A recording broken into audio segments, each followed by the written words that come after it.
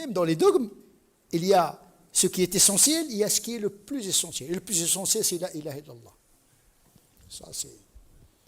Rien ne pèse à côté de la ilaha illallah. Ni les prières, ni rien.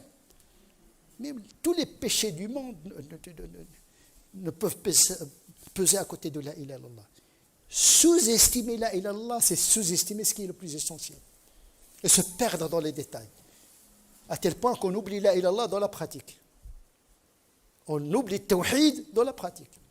Je suis musulman, mais je perds l'essentiel, c'est-à-dire Dieu dans sa beauté, dans son unicité, dans sa grandeur et dans sa majesté. Il suffit de croire que Dieu est un et unique, qu'il est parfait et que rien ne lui ressemble. Vous n'êtes pas obligé de faire la théologie spéculative, ni la théologie mystique, ni d'être un savant ou bien un docteur bac plus je ne sais pas quoi en théologie. Dieu s'est rendu accessible, il y a une démocratisation des dogmes. Mais au fil de l'histoire, la dogmatique s'est complexifiée. Les Ash'arites, ils ont ajouté des dogmes, les Hanbalites, ils ont ajouté des dogmes, les Kharijites, ils ont ajouté des dogmes, les Chiites, ils ont ajouté l'imama et l'infaillibilité de l'imam dans les dogmes. Il faut croire au l'imam pour être musulman. Si vous ne croyez pas à l'infaillibilité de l'imam, vous n'êtes pas un chiite, donc vous n'êtes pas un musulman, donc vous êtes un... Donc on a rendu l'accès à Dieu presque impossible avec ces dogmatiques. C'est pourquoi on a multiplié l'excommunication, le kufr. Ah, tu es kafir parce que tu ne crois pas à ça, etc. Alors que les dogmes sont simples. Plus la chose est importante, plus elle est simple. Dès que vous entrez dans des complications de la dogmatique, sachez que ça ne nourrit pas la foi.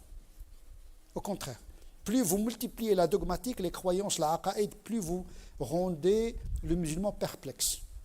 Parce que vous allez tomber dans la contradiction.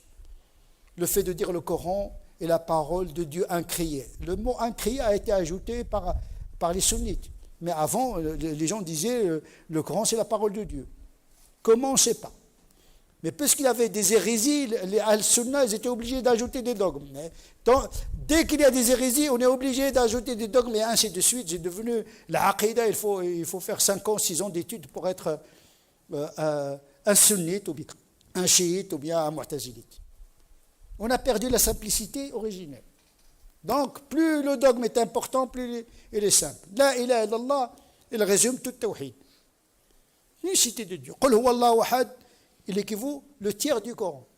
Qul huwa Allahu ahad, Allahu samad, lam yalid wa lam yulad wa lam yakul lahu kufuwan ahad.